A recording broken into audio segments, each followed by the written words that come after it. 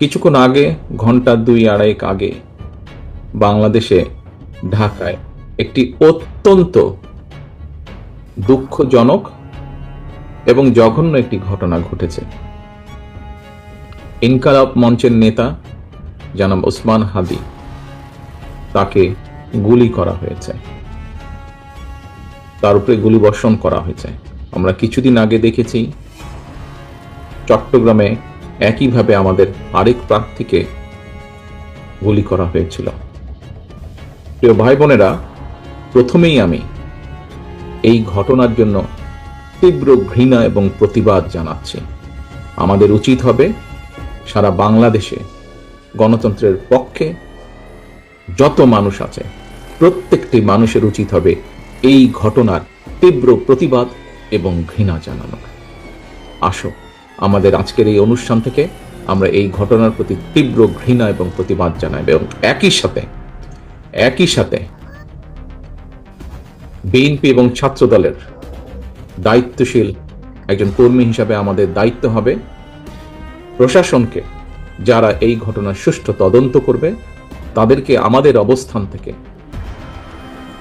সহযোগিতা করার কোনো স্কোপ সুযোগ যদি থাকে, আমরা আমাদের সর্বোচ্চ সহযোগিতা করব, যাতে করে তারা প্রকৃত যে দোষী ব্যক্তি তাদেরকে খুঁজে বের করে দেশের আইন অনুযায়ী তাদেরকে শাস্তি প্রদান করতে পারে।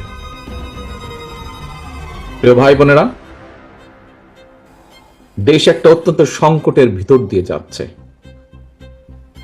আমরা দেখেছি গত 1 বছরে বিভিন্ন সময় বিভিন্ন ব্যক্তি, বিভিন্ন সংগঠনের সদস্যরা হুমকি দিয়েছে প্রকাশ্যে যে প্রত্যাশিত নির্বাচন আগামী ফেব্রুয়ারি মাসে, সে নির্বাচনকে তারা হতে দেবে না, বাধাগ্রস্ত করবে, প্রকাশ্যে হুমকি দিয়েছে।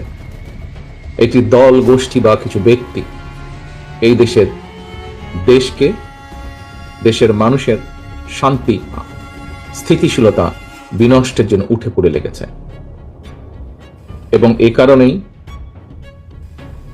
বাংলাদেশ জাতীয়তাবাদী দল এবং একই সাথে যারা বাংলাদেশের অস্তিত্বে, স্বাধীনতা, সার্বভৌমত্বে বিশ্বাস করেন, দল ছোট বড় বিষয় না, যারা বাংলাদেশী জাতীয়তাবাদের অস্তিত্বে, বাংলাদেশের অস্তিত্বে বিশ্বাস করে, সবার আগে বাংলাদেশ, এই নীতিতে যারা বিশ্বাস করে, আমাদের প্রত্যেকটি দল, প্রত্যেকটি নেতা, প্রত্যেকটি কর্মী, প্রত্যেকটি মানুষকে আজ অতীতের যে কোনো সময় থেকে সবচাইতে বেশি ঐক্যবদ্ধ হতে হবে।